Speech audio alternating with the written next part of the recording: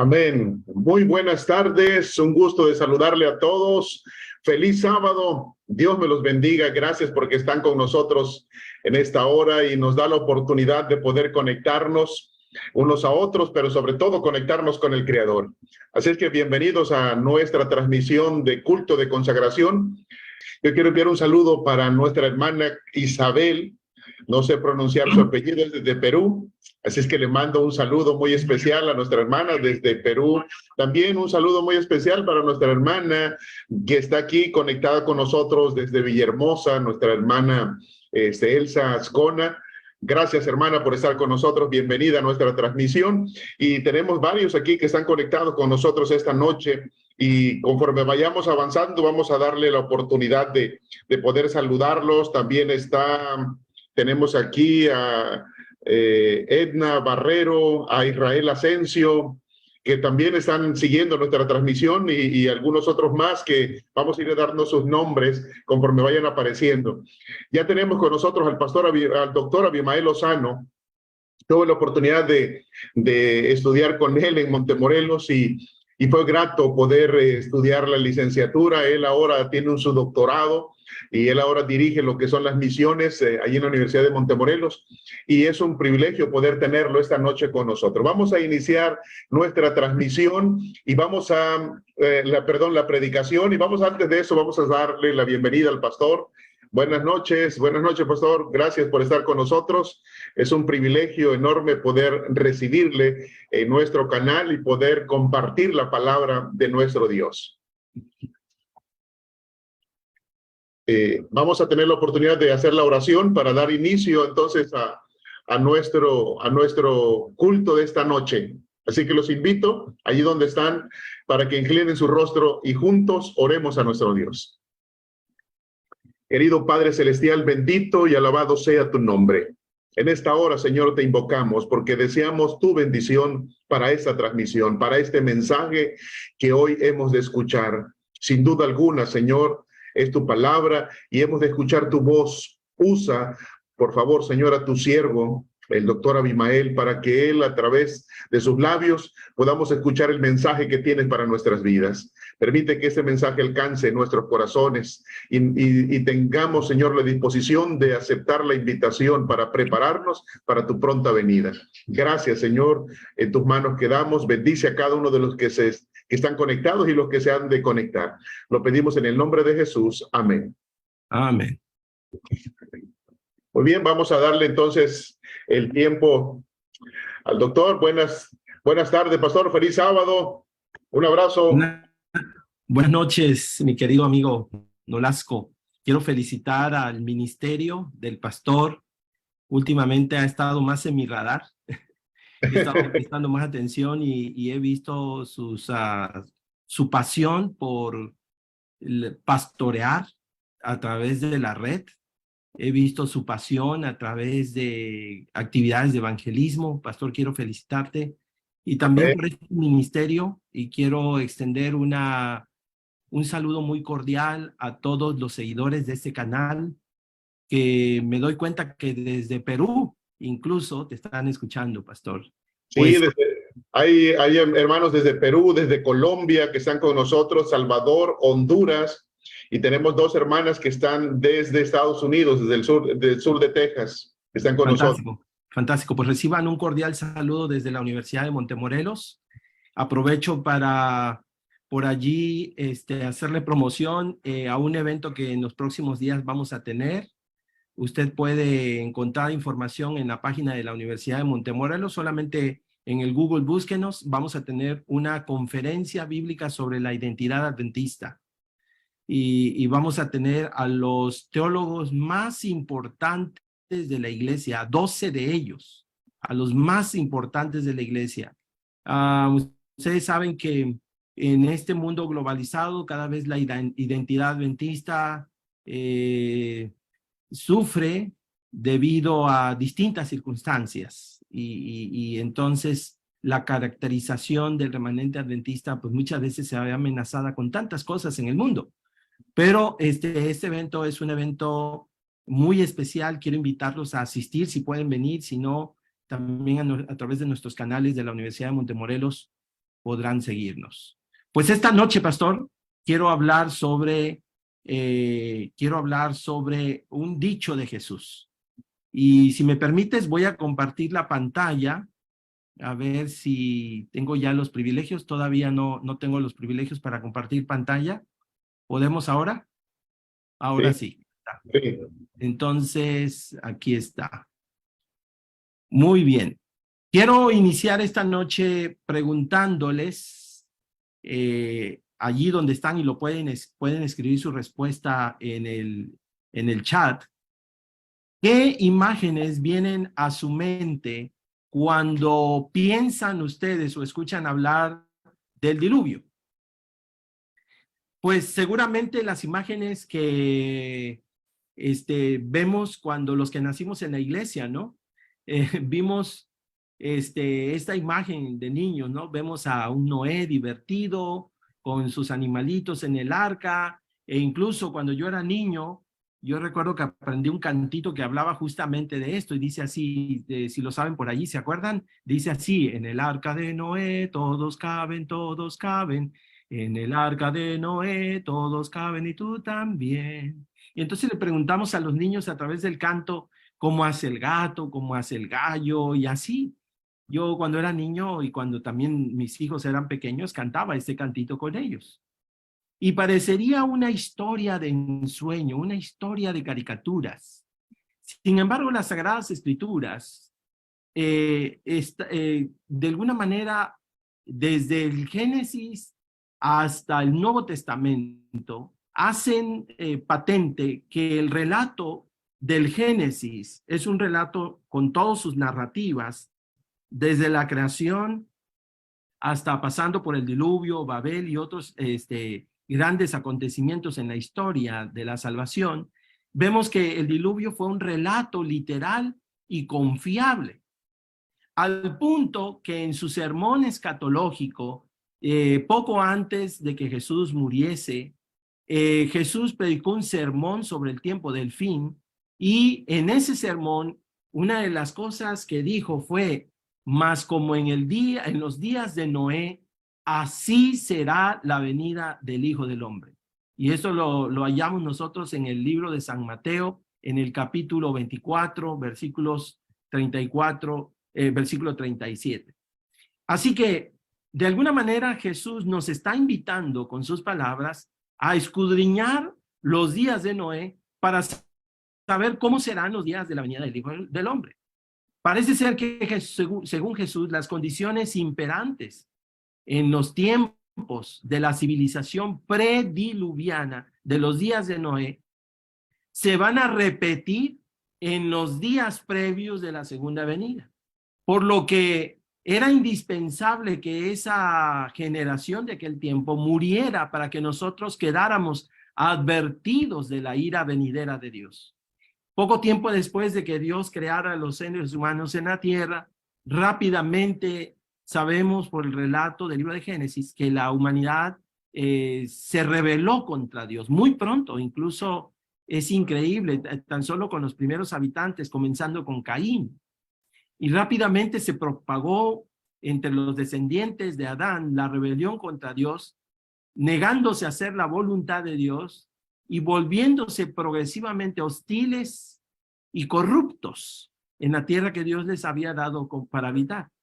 De manera que cuando Dios vio el alcance de la maldad humana y que la gente solamente pensaba en hacer el mal desde que se le levantaba de continuo al mal, dice Génesis capítulo 6 las siguientes palabras. Dice: se arrepintió Jehová de haber hecho al hombre en la tierra.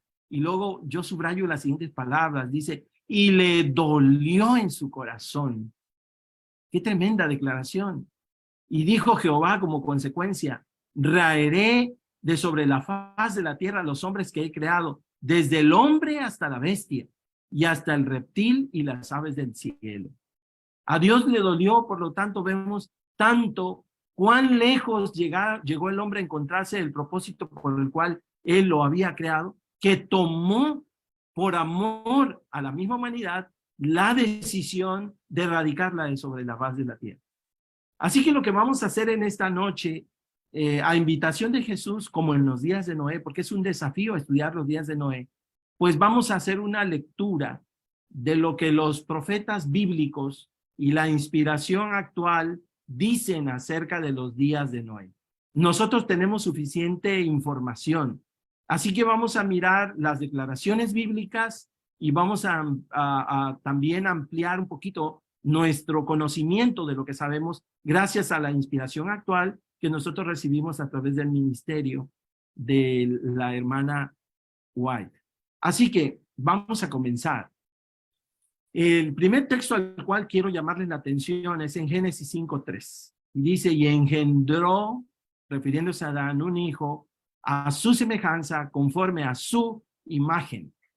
Entonces, fíjense lo que dice Historia de la Redención en la página 242. Los que vivieron en los días de Noé y de Abraham, Abraham vivió todavía mucho tiempo después, de unos 1000 años después del diluvio, dice, se parecían a los ángeles por su forma, su apariencia y su fortaleza. Tremenda declaración. Ya se imaginarán ustedes entonces cuán hermosos eran los seres antediluvianos.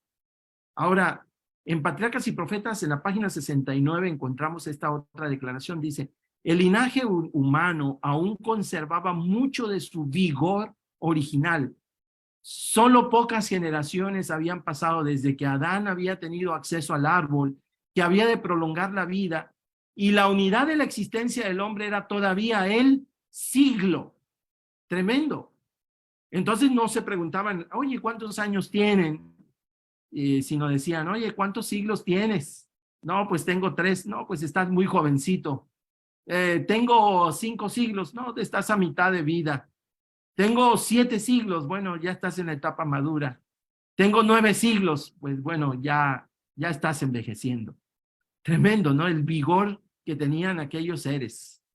Todo eso tiene que ver con la imagen original de Adán que se fue transmitiendo a las siguientes generaciones y que vivió en los tiempos prediluvianos. En Testimonio Tomos 3, en la página 155, se lee, si Adán en su creación no hubiera sido dotado con una fuerza vital 20 veces mayor que la que tienen los hombres actualmente, la raza humana, con sus hábitos actuales de vida en violación de la ley natural, se había extinguido. Qué tremendo. Con los hábitos que hoy los seres humanos tienen, el estilo de vida, el descuido de la salud, si Adán no hubiese tenido 20 veces más la vitalidad que hoy los seres humanos tenemos, los seres humanos ya nos hubiésemos exterminado, porque nuestra batería con la que Dios nos creó, la energía vital, no hubiese sido suficiente para sostenernos con tal degradación 6000 años después de la caída. Ahora, en Génesis 6:4 se nos da otro detalle de los tiempos antediluvianos. Y dice Génesis 6:4, y había gigantes en la tierra en aquellos días. Patriarcas y Profetas nuevamente vuelve a ilustrarnos y dice, había muchos gigantes, hombres de gran estatura y fuerza, renombrados por su sabiduría, hábiles para proyectar las más sutiles y maravillosas obras. En otra cita de las Sagradas Escrituras leemos acerca de la capacidad creativa de aquellos hombres. Dice, Jubal fue padre de todos los que tocan arpa y flauta. Tubal, Caín, fue artífice de toda obra de bronce y de hierro. O sea que no era una época de barbarismo como muchos pudieran pensar, que las personas vivían en cuevas. No, fue una época muy particular de hombres muy capaces. Entonces en Patriarcas y Profetas, en la página 62 dice, no obstante la iniquidad del mundo antediluviano, esa época no fue como a menudo se ha supuesto, una era de ignorancia y barbarie. Los hombres tuvieron oportunidad de alcanzar un alto desarrollo moral e intelectual. Poseían gran fuerza física, que cosa que ya vimos, y mental, y sus ventajas para adquirir conocimientos religiosos y científicos eran incomparables. Imagínense si hoy los seres humanos, con el deterioro que ha habido en la vitalidad del hombre, donde podemos vivir 70, 80 años, los hombres hemos llegado a producir grandes científicos como Einstein y muchos otros más, hombres sabios, inteligentes, reconocidos por nuestra era, en un corto periodo de vida. Imagínense aquellos seres que vivían 800, 900 años y con una capacidad y una vitalidad tremenda porque vivieron más cercanos al tiempo cuando el hombre fue creado. Imagínense todo el desarrollo tecnológico, científico que pudo haber en el tiempo del diluvio, perdón, de los prediluvianos. Los antediluvianos, dice, no tenían libros ni anales escritos. Es decir, no necesitaban computadoras como nosotros, ¿no? Pero con su gran vigor mental y físico, disponían de una memoria poderosa que les permitía comprender y retener lo que se les comunicaba para transmitirlo después con toda precisión a sus descendientes. Durante varios siglos hubo 7 generaciones que vivieron contemporáneamente y tuvieron oportunidad, con una biblioteca, de consultarse para aprovechar cada uno de los conocimientos y la experiencia de los demás. Ahora miren en qué emplearon toda esa capacidad que ellos tenían. Dice, emplearon el oro, la plata, las piedras preciosas, las maderas selectas, en la construcción de mansiones para sí, y trataron de superarse unos a otros en el embellecimiento de sus moradas con las más hábiles obras del ingenio humano.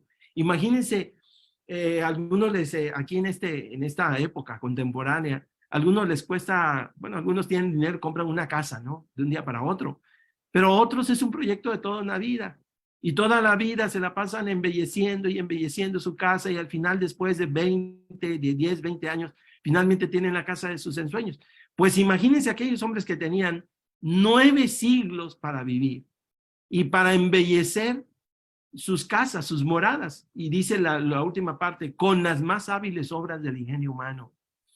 La siguiente cita a mí me impacta, está en un libro llamado Conflicto y Valor, es un matinal de Elena White, y ella escribió, en el diluvio perecieron invenciones de arte y habilidad humanas, subrayo, más grandes que las que el mundo conoce en la actualidad. No sabemos realmente hasta el grado de desarrollo que ellos alcanzaron, pero seguramente fue muy alto. En Génesis 6, 1 y 2, dice así, aconteció que cuando comenzaron los hombres a multiplicarse sobre la faz de la tierra, fíjense el punto de partida, cuando la humanidad se comenzó a multiplicar, y dice, y les nacieron hijas, en el sentido de que pues estaban multiplicando, y al haber hijas, entonces comenzaba a haber un mayor número de niños procreados, que viendo los hijos de Dios, que las hijas de los hombres eran hermosas, tomaron para sí mujeres, escogiendo entre todas. Comienza a haber un periodo de deterioro en el conocimiento de Dios, y un alejamiento del plan de Dios, pero a la par de la multiplicación de la población mundial del tiempo del diluvio. Ahora bien, de patriarcas y profetas también vuelvo a leer en la página 60, dice, durante algún tiempo las dos clases permanecieron separadas, son los hijos de Dios y los hijos de los hombres. Esparciéndose del lugar en que se establecieron primeramente, los descendientes de Caín se dispersaron por todos los llanos y valles donde habían habitado los hijos de Set. Estos, para escapar a la influencia contaminadora de aquellos, se retiraron a las montañas y allí establecieron sus hogares. Así que, por tanto, los hijos de Dios vivían en las montañas, y los descendientes de Caín, rebeldes a Dios, vivían en las llanuras, en los valles. Mientras duró esa separación, los hijos de Set mantuvieron el culto a Dios en toda su pureza. Pero con el transcurso del tiempo, se aventuraron poco a poco a mezclarse con los habitantes de los valles. Esta asociación produjo los peores resultados. No se olviden que lo mismo pasó con el caso de Lot después del diluvio. Abraham vivía entre las montañas, y entonces Lot se separó de él y se fue acercando a las llanuras, y ustedes conocen la historia, cómo terminó. Leemos otra cita, dice Génesis 6:5.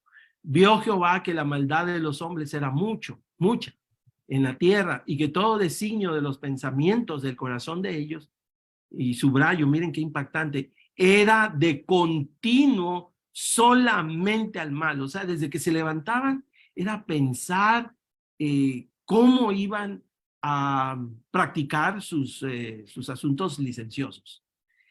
A medida que aumentaba el número de los seres humanos, se hacía más visible la distinción entre las dos clases en que se dividían. Había franca lealtad hacia Dios de parte de una clase, así como desprecio y desobediencia de parte de la otra. En cuanto al sábado, miren lo que encontré. El sábado fue honrado por todos los hijos de Adán que permanecieron leales a Dios. Pero Caín y sus descendientes no respetaron el día en el cual Dios había reposado.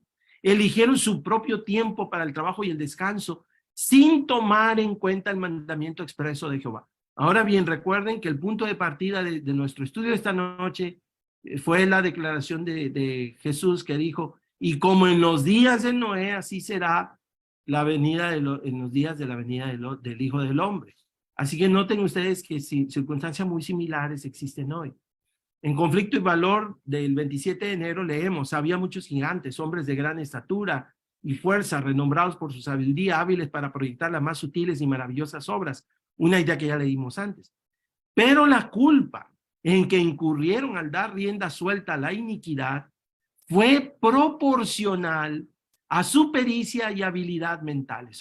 Es decir, esa inteligencia que ningún hombre hoy tendría y esa capacidad mental que tenía era proporcional o era completamente invertida en dar rienda suelta a las imaginaciones para inventar cosas para el mal. ¿Qué cosa? En Mateo 24:37, Jesús hablando también de ellos, dijo, de los antediluvianos, dice, estaban comiendo y bebiendo, casándose y dando en casamiento. Ahora, ¿qué tiene de malo esto? ¿Cómo debiéramos entenderlo? ¿Hay algo malo en casarse? ¿Hay algo malo en ir a una boda? Bueno, esa es una expresión hebrea que debe entenderse en el contexto mismo de la mentalidad hebrea. Ahora, ¿cómo lo entendemos? Bueno, Elena White nos ayuda un poquito y dice, el pecado del mundo de Noé fue la intemperancia. Y hoy el pecado de la intemperancia en el comer y beber es tan marcado que Dios no lo tolerará por siempre. Es decir, no era tanto sino los motivos que cada reunión se utilizaba para una celebración donde se daban rienda suelta a la intemperancia y aún a la intemperancia en muchas cosas relacionadas con la vida sexual. Y dice así, y hoy el pecado de la intemperancia en el comer y beber es tan marcado que Dios no lo tolerará por siempre. El hombre lleva al exceso lo que es lícito. Hay cosas que son lícitas, hermanos, pero llevadas al exceso constituyen, como dice aquí, su ser entero sufre el resultado de la violación de las leyes que el Señor ha establecido. Leo lo siguiente. Cuanto más se multiplicaban los hombres, sus esposas, tanto más aumentaba su maldad y desdicha. Si alguno deseaba tomar las esposas, el ganado o cualquier cosa que perteneciera a su prójimo, no tenía en cuenta la justicia y el derecho, sino que si podía prevalecer sobre su vecino mediante la razón de la fuerza o matándolo, lo hacía y se regocijaba en sus actos de violencia. ¿Qué decir de estos tiempos, hermanos, del grado de violencia que ha alcanzado el mundo contemporáneo? Génesis 4:17 dice, y edificó, hablando de Caín, una ciudad. ¿Hay algo de malo en las ciudades? ¿O es el propósito por el cual se han hecho las ciudades hoy? ¿O qué es lo que hay detrás de ello? Bueno, recuerden que Babel fue la intención de construir una ciudad y Dios los tuvo que dispersar.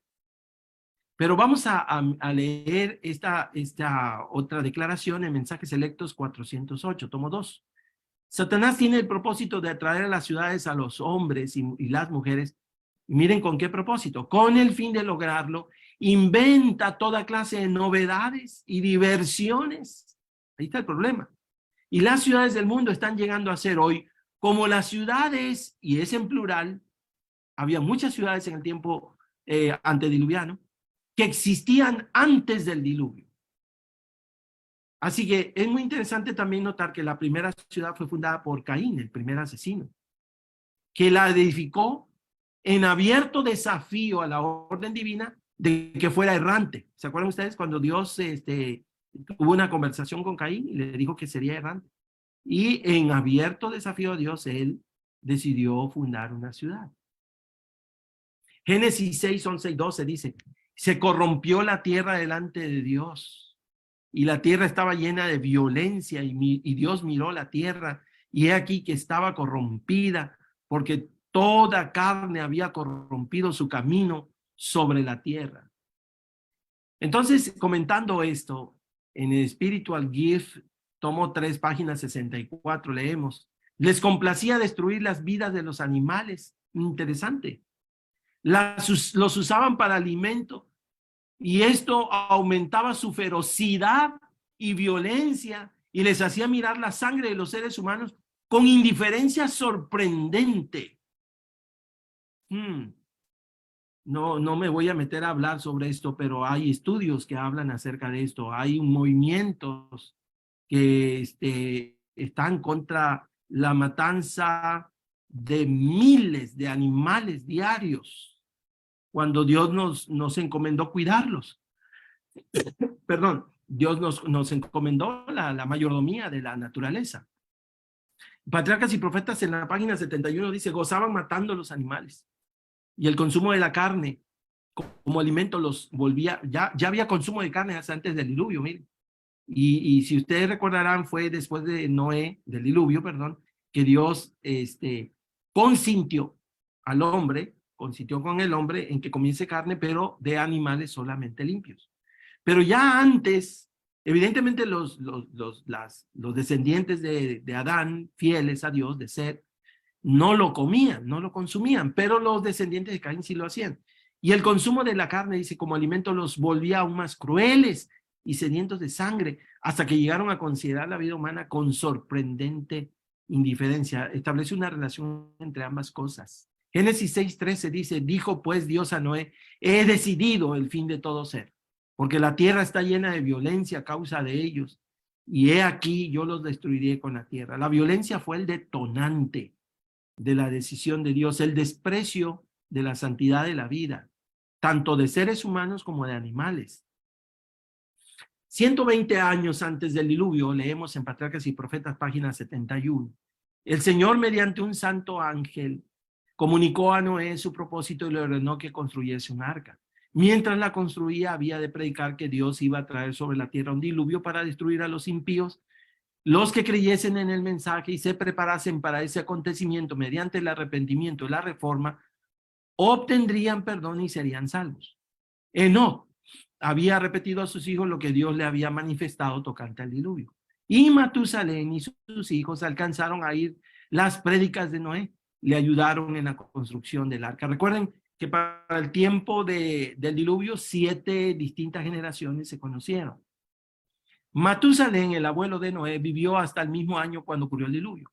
Y hubo otros que creyeron en la predicación de Noé y le ayudaron en la construcción del arca, que murieron antes que las aguas de este cayeran sobre la tierra.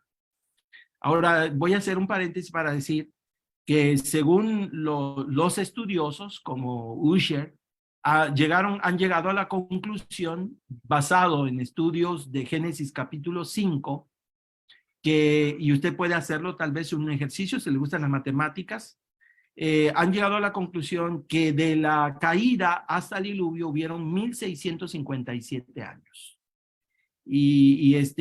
Aunque vivieron más de 1000 años, perdón, casi 1000 años, recuerden que las generaciones se traslaparon una con otra, ¿no? Así que hubieron, ¿cuántas generaciones hubieron desde desde la caída hasta el diluvio? 10 generaciones. 7 se vieron una a otra. Entonces, 1657 años. Mientras que su tiempo, dice otra cita de gracia, estaba concluyendo, los antediluvianos se entregaban a una vida agitada de diversiones y festividades. ¿No les suena esto hoy, hermanos? No hemos salido del campeonato de fútbol y ya entramos al de la Fórmula 1, ya entramos a los Olímpicos, ya entramos a los Mundiales de Fútbol, ya entramos al Supertazón. No, es una cosa increíble, es para no acabar. Mateo 24:38 dice, no entendieron O sea, no se percataron, no se dieron cuenta hasta que vino el diluvio. Según Génesis 7:11, el cataclismo sobrevino el día justo en que Noé cumplió años. Léalo usted por allí en las Sagradas Escrituras, en Génesis. Así que nada más quería señalar eso, el momento del diluvio. Ya dije en qué año ocurrió, más o menos después de la caída. Historia de la Redención, página 70, tiene una descripción. Voy a comenzar con una descripción de lo que pasó durante el diluvio y luego vamos a concluir. Dios había cerrado la puerta, la única entrada, y dejó a Noé adentro y a los impíos afuera.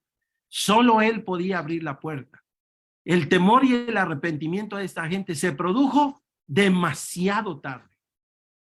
Algunos desesperados trataron de entrar a la fuerza en el arca, pero esa firme estructura resistió todos sus embates. Imaginen la escena. Al fin de los 7 días comenzaron a juntarse nubes. Esto era algo nuevo para la gente que nunca había visto nubes. Pronto la lluvia comenzó a caer. Todavía la gente trató de pensar que esto no era nada alarmante. Por un tiempo el suelo absorbió la lluvia, pero pronto comenzó a subir el agua y cada día el nivel estaba más alto. Por la mañana, cuando la gente veía que la lluvia seguía cayendo, se miraba con desesperación y cada noche repetían: aún llueve. Eso lo encontramos en Señales de los Tiempos, el 10 de abril de 1901, lo escribió la señora White. Pero el 8º día los cielos se oscurecieron, el ruido del trueno y el vívido resplandor de los relámpagos comenzaron a atemorizar a hombres y animales. Desde las nubes la lluvia descendía sobre ellos. Era algo que no habían visto antes y sus corazones comenzaron a desfallecer de temor. Los animales iban de un lado a otro, presas de salvaje terror, y sus alaridos discordantes parecían un lamento que preanunciaba su propio destino y la suerte de los hombres. La tormenta aumentó en violencia hasta que las aguas parecían descender del cielo como tremendas cataratas. Los ríos se salieron de madre y las aguas inundaron los valles. Los fundamentos del abismo también se rompieron. Chorros de agua surgían de la tierra con fuerza indescriptible, arrojando rocas macizas a cientos de metros de altura, como si fuera un volcán, para luego caer y sepultarse en las profundidades de la tierra. Historia de la Redención, página 68. En Patriarcas y Profetas, página 77, se lee: a medida que la violencia de la tempestad aumentaba, árboles, edificios, rocas y tierra eran lanzados en todas direcciones. El terror de los hombres y los animales era indescriptible. Por encima del rugido de la tempestad podían escucharse los lamentos de un pueblo que había despreciado la autoridad de Dios. El mismo Satanás, obligado a permanecer en medio de los revueltos elementos, temió por su propia existencia. Imaginen ustedes el caos, el cataclismo que se desató al punto que mismo Satanás y sus ángeles temieron por su propia vida. Los animales expuestos a la tempestad corrían hacia los hombres como si esperasen ayuda de ellos. Algunas personas se ataron juntamente con sus hijos en los lomos de poderosos animales, sabiendo que estos eran tenaces para conservar la vida y que subirían a los picos más altos para escapar de las crecientes aguas. Otros se ataron a altos árboles en la cumbre de las colinas o las montañas, pero los árboles fueron desarraigados y juntamente con su cargamento de seres vivientes fueron lanzados a las bullentes olas. Sitio tras sitio que prometía seguridad era abandonado, y a medida que las aguas subían más y más, la gente huía a las elevadas montañas en busca de refugio.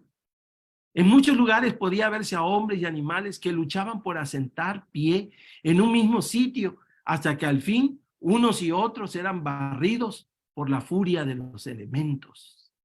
Desde las cimas más altas, los hombres contemplaban un enorme océano sin playas.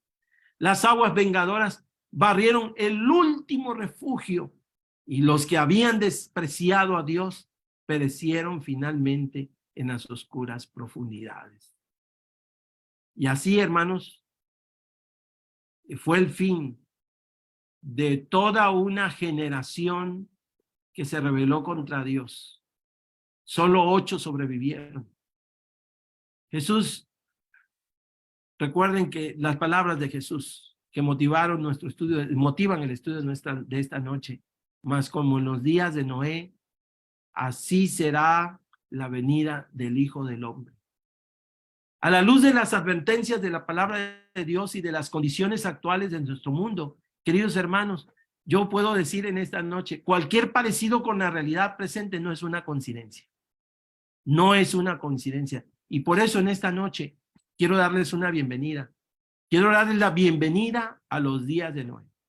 Sí, estoy completamente convencido, queridos hermanos, que estamos viviendo tiempos como los días de Noé. Ciertamente no sabemos el día ni la hora de la venida del Señor, pero sí tengo la certeza y la tenemos, estoy seguro que ustedes también, que vivimos días como los días de Noé y por lo tanto sabemos que la venida del Señor está cerca. Escriba amén allí en el chat. Estamos siendo testigos del rápido cumplimiento de las condiciones predichas por Jesús en su sermón escatológico. El mundo hoy es una réplica de las condiciones que condujeron a la destrucción de la humanidad en los días de Noé. Nos encontramos inmersos en una espiral descendiente de días de apostasía, anarquía, apatía espiritual y de violencia. El mundo parece no darse cuenta que el tiempo se está acabando y que el fin pronto vendrá y que cuando menos vengan a pensarlo, ya no habrá tiempo de arrepentimiento, se acabará el tiempo de gracia. En Consejo sobre Mayordomía, en la página 141 se lee la siguiente declaración. Si contemplamos el panorama de los días anteriores al diluvio y si luego dirigimos nuestra atención a los hábitos, subrayo, y prácticas de la sociedad de hoy, veremos que nuestro mundo está madurando rápidamente para las plagas de los días finales. Y esta declaración, hermano, fue escrito en 1800, finales de 1800, inicios del 1900. Imagínense qué diría la señora White si viera los tiempos que vivimos hoy, hermanos. Los mismos pecados, en el Consejo sobre el Régimen Alimenticio 172 dice, los mismos pecados que trajeron los juicios sobre el mundo de los días de Noé existen en nuestro tiempo.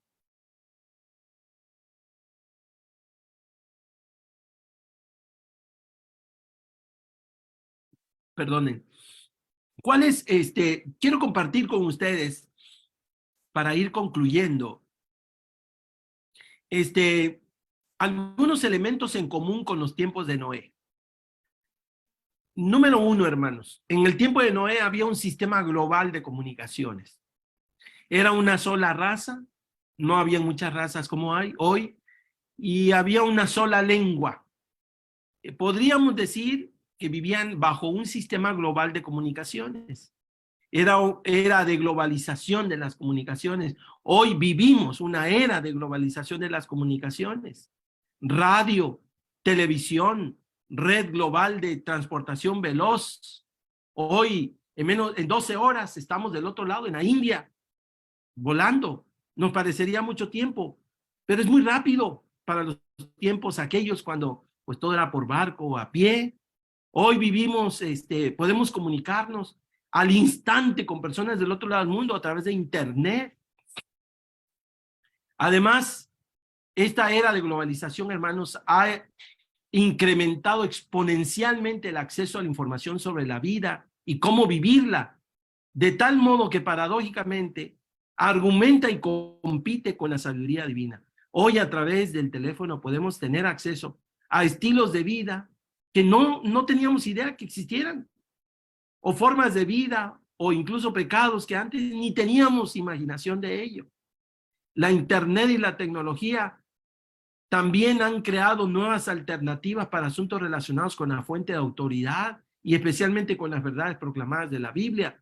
Amén de que todas estas cosas contribuyen con altísimos niveles de distracción al punto que los hijos de Dios están perdiendo el deseo de ir a la iglesia, dedicar tiempo para la oración o para la vida, las disciplinas espirituales. Así que vivimos una era muy similar a la de Noé bajo un sistema global de comunicaciones. Número 2, explosión demográfica exponencial. Recuerden esa cita que les leí al inicio en Génesis 6:1, que dice, y aconteció que cuando comenzaron los hombres a multiplicarse sobre la faz de la tierra, por ahí hay un problema en la redacción, perdonen, y recuerden que a partir de allí, a partir de que se multiplicaron, pues comenzó la maldad a multiplicarse en la tierra y los llevó hacia el fin. Ahora, fíjense que tomó 1800 años, desde el tiempo de Jesús, desde el nacimiento de Jesús, hasta 1801 más o menos, completar los primeros 1.000.000.000 de habitantes en este planeta. Pero desde 1801 hasta 2023 hemos ido de 1.000.000.000 tan solo en 200 años. Fíjense, tomó 1.800 años completar el primer 1.000.000.000, pero nos ha tomado 200 años para ir de 1.000.000.000 a 8.000.000.000, solo 200 años. La población se ha incrementado, pero también el mal exponencialmente.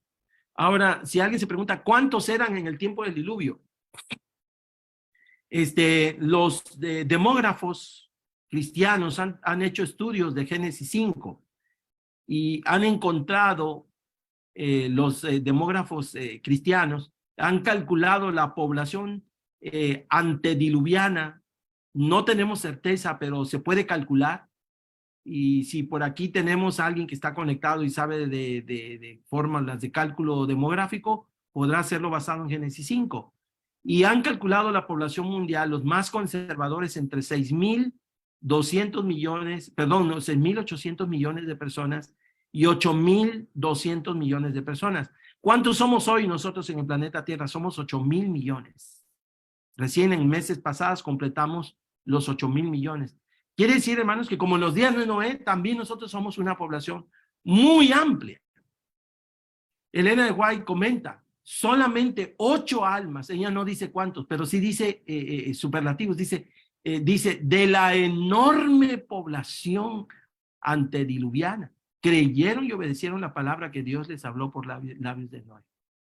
Y un poquito más adelante, ella dice que para la mayoría las advertencias fueron vanas. Y así será en el tiempo del fin. Qué triste, hermanos. Qué triste. Qué triste que, como en el tiempo de Noé, solamente igual pocos escucharán la voz de Dios, la advertencia final. También fue una época de extrema violencia y desprecio de la vida. Génesis 6:11 dice que la tierra se corrompió delante de Dios y se llenó de violencia. Y saben, hermanos, no me voy a extender en esto. Vivimos en un país donde las cosas son muy claras en este sentido, pero su servidor, que ha tenido la oportunidad de viajar por el mundo, hermanos, me entristece. Yo pensé que solamente en México, pero no, hermanos, en todo el mundo en la actualidad existe de manera generalizada un desprecio por la santidad de la vida. Hemos perdido el sentido de la santidad de la vida. Violencia como en los días de Noé. La violencia se ha convertido en un tema cotidiano de las noticias, al punto que ya no nos asombramos. Ni siquiera personas que andan con el Dios verdadero como anduvo Noé, estamos incluso exentos de experimentar la violencia. Se ha perdido el sentido del respeto por la vida, el respeto por la propiedad ajena, que se expresa en los mandamientos de Dios, tales como no matarás, no cometerás adulterio. Ese es un problema, hermanos, también de violencia, tomar lo que no es tuyo, no robarás, no dirás falso testimonio, no codiciarás. Al mirar a nuestro alrededor vemos el paralelismo con los días de Noé. La industria del cine corrompe nuestros valores con tantas películas de violencia. Nos inmuniza, nos vacuna, ya no nos preocupa, nos reímos incluso de la muerte. La televisión contamina nuestros hogares. Los videojuegos para jóvenes y niños destruyen la noción de la santidad de la vida e inmunizan contra la violencia. Todo esto contamina la mente de la humanidad hasta el punto en que los pensamientos y la imaginación del corazón del hombre ha llegado a ser de continuo al mal y en similitud a la misma condición descrita de los antediluvianos en Génesis 6:5. Desde el principio no olviden que Dios dejó en claro la santidad de la vida. Según Génesis 4:11, Dios maldijo a Caín por haber derramado la sangre de Abel. Luego del diluvio, él advirtió también a la humanidad de no derramar la sangre. Así que los medios, la literatura, el cine, nos están inmunizando contra la violencia. Ciertamente demandaré, después del diluvio, declaró el Señor, la vida del hombre de manos del hombre. La sangre del que derramare sangre humana será derramada por otro hombre, porque el hombre ha sido hecho a imagen de Dios. Otro asunto, hermanos, es depravación sexual extrema y generalizada. La gente comía y bebía y se casaba y se daba en casamiento. Era un asunto que no había sentido de estamos casados para toda la vida. Esa era parte del problema. Y hoy, queridos hermanos, el mundo ha sucumbido ante la depravación sexual y desenfrenada. No, tanto ustedes lo están viviendo hoy, hasta en las escuelas estamos recibiendo presiones increíbles. Los pecados sexuales se han tornado en una norma aceptada para el mundo. Es increíble, hermanos, que ante miembros de iglesia, este asunto es un asunto grave. La explosión tecnológica y la era digital ha facilitado a los hombres y mujeres, no solamente hombres, también mujeres, un libertinaje sin precedentes. Vivimos días de una humanidad hipersexualizada, de una masculinidad. Vivimos un proceso de feminización de la masculinidad y de masculinización de la femineidad. Lo ocurrido en los días de Noé apunta a una grave y delicada desviación del propósito divino para el matrimonio. Los hombres de los tiempos de Noé se extraviaron de la verdadera razón del matrimonio. Dios creó las facultades sexuales de la pareja humana y dio el mandato de usarlas honorablemente en el marco del matrimonio, a fin de fiel que poblase la tierra que Dios les había dado. Así que cualquier miembro del pueblo de Dios que se haya contaminado o se sienta tentado a envolverse en estas prácticas inmorales, pues hermanos, debe abrir los ojos, pedir perdón y vestirse de la armadura completa que solo Dios provee. Porque la desobediencia a las leyes morales será castigada. Condiciones semejantes prevalecen hoy día. Lo que es lícito es en sí llevado al exceso. Se complace el apetito sin restricción. Multitudes de personas no sienten la obligación moral de dominar sus apetitos sensuales y se vuelven esclavos de la concupiscencia. Los hombres viven solo para el placer de los sentidos, únicamente para este mundo y para esta vida. El cuadro del mundo antediluviano que pintó la inspiración representa con fiel veracidad la condición a la cual la sociedad moderna está llegando rápidamente. Palabras dichas hace más de 100 años, hermanos. Imagínense. La fornicación se ha tornado una norma aceptada por la juventud y la sociedad de hoy. El adulterio, aún entre miembros de iglesia, se ha vuelto común y esto es terrible, hermanos. Y bueno, ustedes conocen todo esto. Así que vuelvo a insistir, bienvenidos a los días de Noé. Y por último, desprecio e incredulidad y desprecio de la verdad. El apóstol Pedro escribió en su segunda carta, en el capítulo 3, versículos 3 y 4. En los últimos días vendrán burladores andando según sus propias concupiscencias y diciendo, ¿dónde está la promesa de su advenimiento? Porque desde el día en que los padres durmieron, todas las cosas permanecen así como desde el principio de la creación. O sea, ¿cómo va a venir si todo permanece igual? No vemos nada. Nunca ha llovido, decían los antediluvianos. Saben, hermanos, la humanidad en lo general reconoce la existencia de Dios, pero viven como si Dios no existiera. Hay una falta total del temor de un Dios santo y justo. El profeta Isaías declara, ay de los que llaman bueno a lo malo y a lo malo bueno. Vivimos días de incredulidad. Muchos creen que vivimos tiempos normales y que nada va a pasar, pero no es así. El mundo enfrenta cada vez con mayor frecuencia y de mayor magnitud y con consecuencias más devastadoras, eventos catastróficos tales como guerras, crisis financieras, terremotos, huracanes, incendios, inundaciones, hambrunas y epidemias. Y por medio de ellas, Dios está tratando de sacudir y despertar la mente de los seres humanos antes de que sea demasiado tarde. Pero, hermanos, hay un pueblo con la fe de Noé. Como dice Elena White, pero Noé se mantuvo como una roca en medio de la tempestad, rodeado por el desdén, perdón, y el ridículo popular. Se distinguió por su santa integridad y por su inconmovible fidelidad. Sus palabras iban acompañadas de poder, pues eran la voz de Dios que hablaba a los hombres por medio de su siervo. Y luego sigue diciendo, su relación con Dios le comunicaba la fuerza del poder infinito, mientras que durante 120 años su voz solemne anunció a oídos de aquella generación acontecimientos que en cuanto podía juzgar hacia la sabiduría humana, estaban fuera de toda posibilidad. Su relación, de manera, hermanos, de la misma manera, Dios tiene hoy un pueblo con un mensaje como el de Noé. 120 años Dios le hizo saber a Noé que no tendría más misericordia de la raza humana.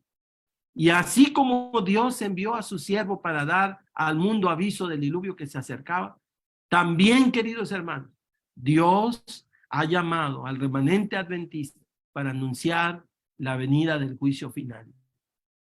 Los adventistas, por 177 años, ya 178, hermanos, hemos estado proclamando desde 1844 al mundo el fin de las cosas. ¿Creen ustedes que llegaremos a 200 años o 300 años? Yo personalmente no lo creo, hermanos. Hemos predicado incluso más tiempo que Noé. Estoy convencido de que el tiempo está cerca. Y así será la venida del Hijo del Hombre. La tipología del diluvio en el Nuevo Testamento asume que así como hubo un diluvio universal en los tiempos de Noé, se producirá también, hermanos, un juicio universal en el juicio del fin. Los paralelismos entre los tiempos de Noé y los nuestros son innegables. Y puedo decir que la civilización de los tiempos de Noé, que fue exterminada con agua, al final del gran conflicto, la humanidad, la Biblia establece que ya no será con agua, hermanos, será con fuego. En un futuro no muy lejano, el Señor destruirá la tierra en la forma como lo declara el apóstol Pedro. Ya no será con agua, hermanos. ¿Quién ha visto llover fuego del cielo? Nadie. Hemos visto ciertamente salir fuego debajo de la tierra en los volcanes, pero nunca hemos visto llover fuego del cielo. Pero el apóstol Pedro declara, el día del Señor vendrá. Los cielos pasarán con gran estruendo y los elementos ardiendo serán deshechos y la tierra y las obras que en ellas hay serán quemadas. Elena White, en Patriarcas y Profetas, estableciendo paralelismos, en la página 88 dice, las más terribles manifestaciones que el mundo jamás haya visto hasta ahora serán presenciadas cuando Cristo vuelva por segunda vez. Cuando se unan los rayos del cielo con el fuego de la tierra, las montañas arderán como un horno y arrojarán espantosos torrentes de lava que cubrirán jardines y campos, aldeas y ciudades. Masas incandescentes fundidas arrojadas en los ríos harán hervir las aguas. Arrojarán con indescriptible violencia macizas rocas cuyos fragmentos se esparcirán por la tierra. Los ríos se secarán, la tierra se conmoverá. Por doquier habrá espantosos terremotos y erupciones. Así destruirá Dios a los impíos de la tierra.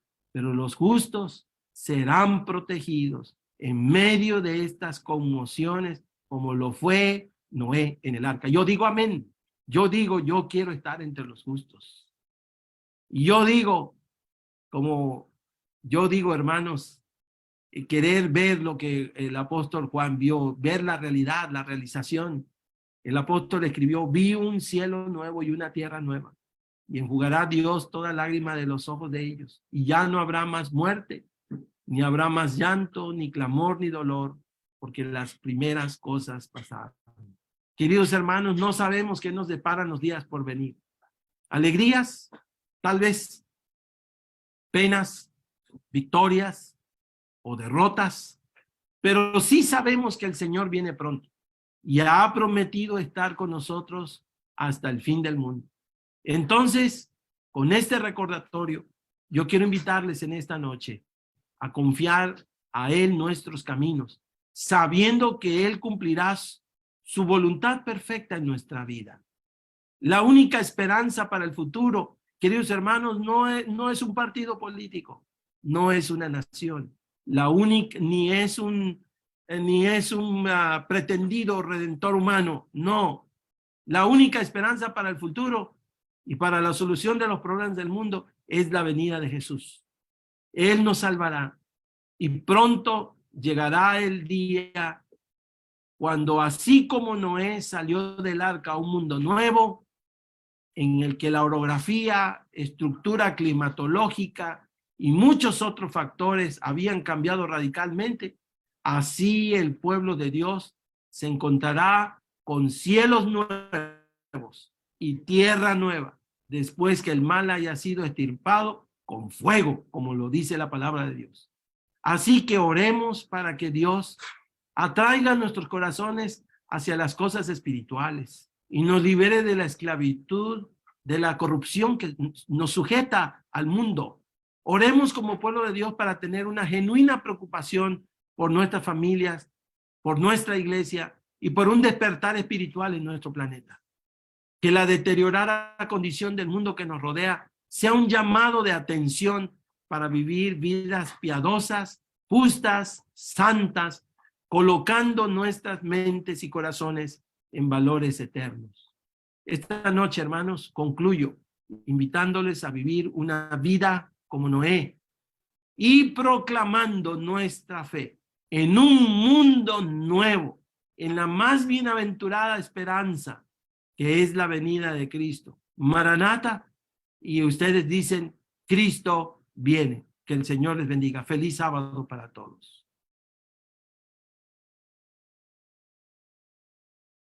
Amén. Amén. Gloria a Dios por este hermoso mensaje. Sin duda alguna, pastor, es un mensaje grandioso, glorioso, que nos inspira para que nosotros podamos ser fieles a nuestro Dios y esperar con esas ansias la venida de nuestro Señor Jesús. Y sobre todo, conocer el panorama por el cual nosotros estamos viviendo hoy en la actualidad.